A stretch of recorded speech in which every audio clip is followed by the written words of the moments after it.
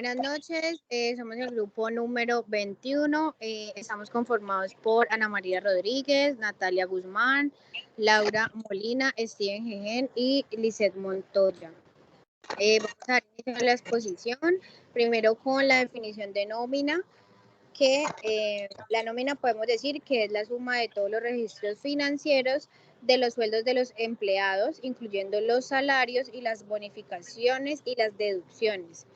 La nómina se refiere también a la cantidad pagada a los empleados por los servicios que prestaron durante un determinado periodo de tiempo. Los porcentajes de la nómina, según lo establecido, el aporte para pensión es del 16% y el 12% lo paga el empleador.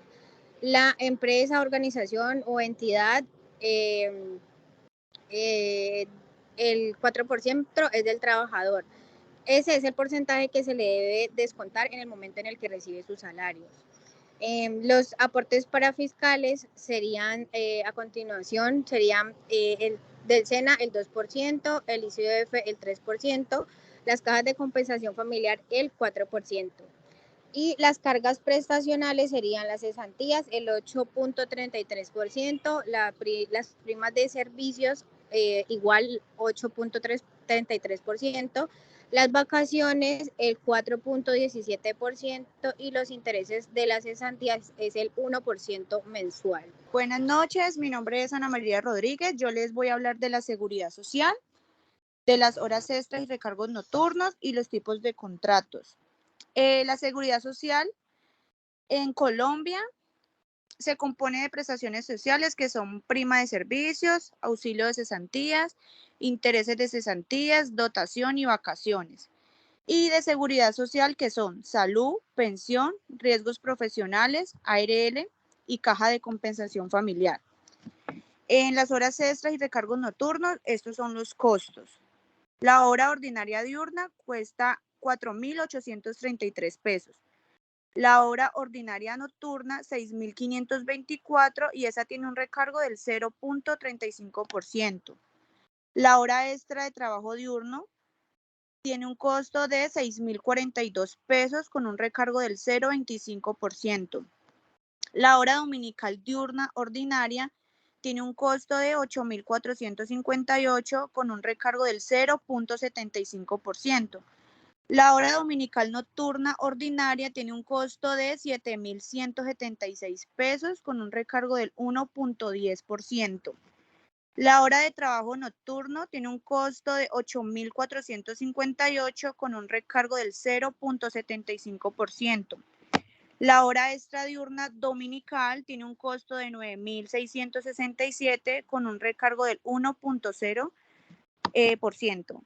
La hora extra nocturna dominical tiene un costo de 12.083 pesos con un recargo del 1.50%. En Colombia tenemos tipos de contratos: el contrato laboral a término fijo, el contrato laboral a término indefinido, contrato de aprendizaje, contrato por hora y labor, contrato por prestación de servicios y el contrato ocasional de trabajo. Muchas gracias, compañera. Mi nombre es Laura Molina y yo voy a hablar acerca del salario mínimo legal vigente. Es el pago mínimo que un empleador está obligado a pagar a sus empleados en una jornada laboral de 8 horas diarias o 48 horas semanales. Y corresponde en estos momentos para el año 2023 a 1.160.000 pesos. El auxilio de transporte es un subsidio que la empresa da a los trabajadores quienes deban desplazarse a su lugar de trabajo. Esto dice que solamente tienen derecho los empleados que devengan menos de 2 salarios mínimos legal vigente.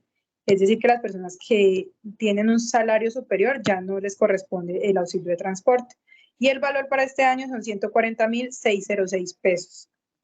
Con respecto a los riesgos laborales, dice que es según la clase de riesgo al que esté expuesto un empleado, al cumplir sus funciones, se deberá pagar ante la aseguradora una tarifa por parte del empleador, lo cual servirá para proteger en caso de sufrir un accidente o padecer una enfermedad derivada de su trabajo. Entonces es una cuota que mensualmente el empleador debe pagar ante la ARL para proteger contra estos riesgos. Y según el tipo de riesgo, está catalogado desde el 1 hasta el 5. en el cual el riesgo 1 sería el más bajo y el quinto sería el más alto.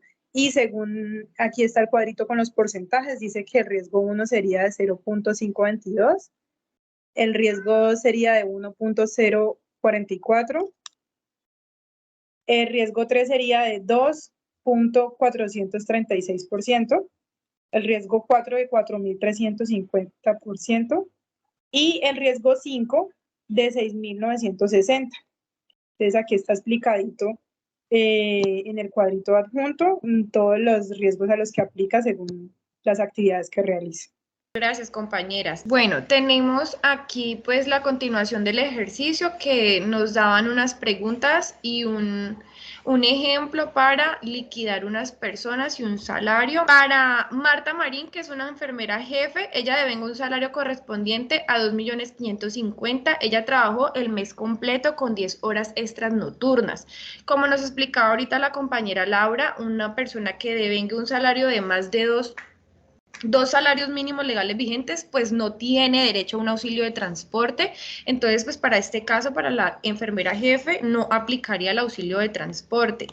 Entonces, como ya nos sabía en la guía, tenemos un salario de Marta Marín, que es un salario base de 2.550.000 por las 10 horas extras nocturnas, que ya sabemos que valen el 35% adicional. Entonces, en esto sería dividir el salario de Marta, que son 2.550.000, dividido las 240 horas semanales, que sería un igual de 10.625 pesos, que sería la hora, por el valor de la hora adicional de la hora extra nocturna, para que nos dé un total de 14.350, que sería el valor de la hora extra. Y como Marta Marín trabajó 10 horas extras, sería el total de las 10 horas extras nocturnas, sería 143.500.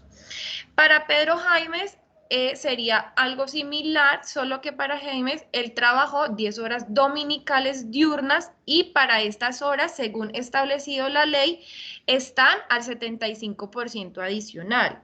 Entonces se coge el salario base de Pedro Jaimes, que es el 1.500.000, por dividido las 240 horas semanales, que la hora le saldría valiendo a 6.025 pesos, y se multiplican por el 0.75 de la hora adicional, para un valor de 4.687 pesos por las 10 horas laboradas. En este total nos da el 46.875 pesos.